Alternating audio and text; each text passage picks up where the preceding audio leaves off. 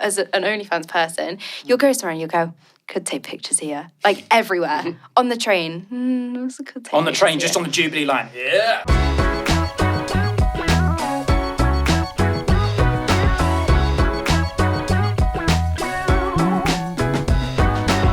I wanted to talk about just before we can lead on with something else was motivation to continue like putting out content for like OnlyFans and stuff like that. Yeah. Because I feel like we've spoken about a lot of things, and this was something that I wanted Probably to talk something about earlier. we spoke about 40 minutes about unnecessary things. Yes. So sorry if you were playing this as background Golden noise around showers. your fucking family. I'm so Oh, sorry. it's definitely not one for the parents to be watching with you. But how hard do you find it to continue to put content out?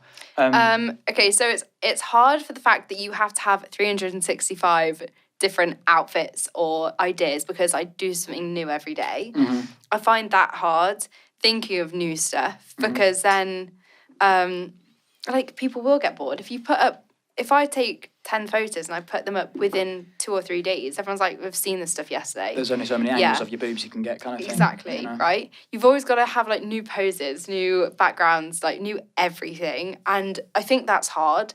The motivation, it comes and goes. It's like with every job. So like one time you can get up and you can be like, right, I want to make like a whole week's content, and you'll spend hours like getting into different outfits, doing your makeup different, doing your hair different, and it'll be fine. You'll have to edit it all. But then you'll have days where you've been like, oh, fuck, like what do I do? Just what do I do? Or you won't feel your best and you don't want to put makeup on and then like look bad even with makeup on. And I find that really hard. Do you find yourself pushing yourself to still make content when you aren't feeling up for it? Yeah.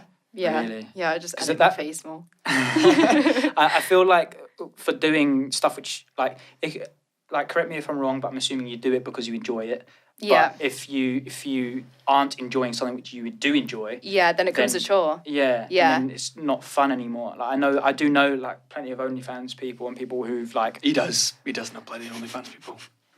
Anyway. That's what he looks for in a girlfriend. Anyway. Watch out, Emily. Okay. Brother.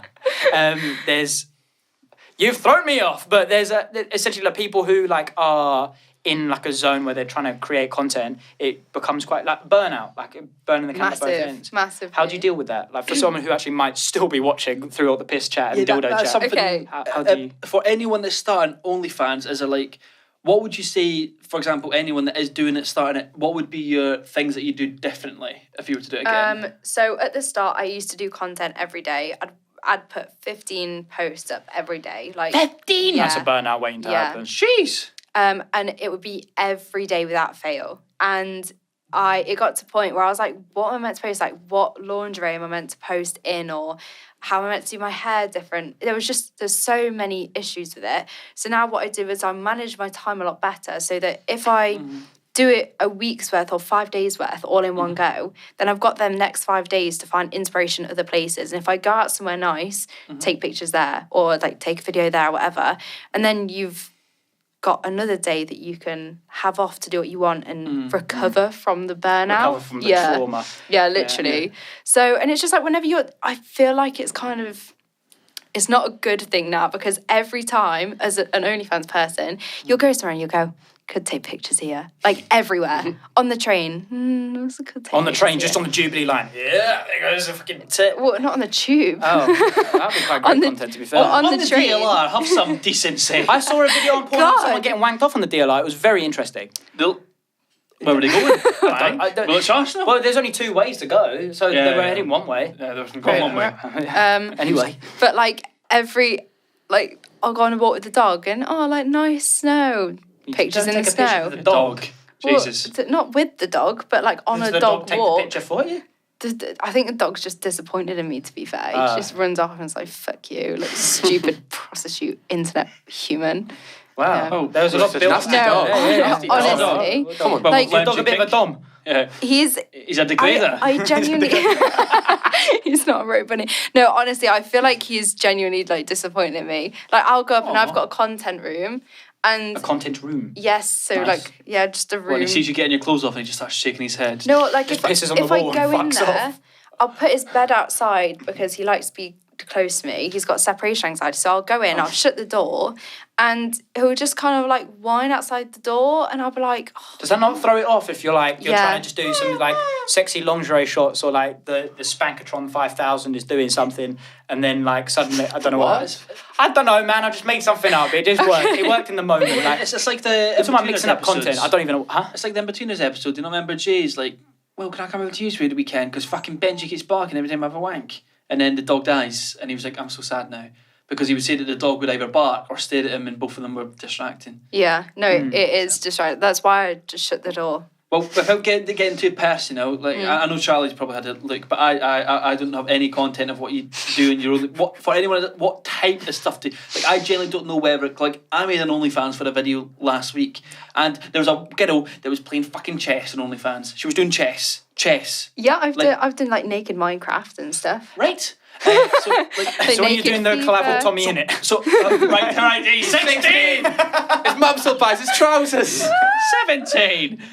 So what is it? What content? I don't know if you want to go too into detail in case you want people to go over and check them out for themselves. But what roughly do you do? So I do like pictures, videos like every day. So it'll be like obviously news of every day, and then what? No. Are you alright? You lost the fucking plot. What are you looking at? Your demons. Right, so it could basically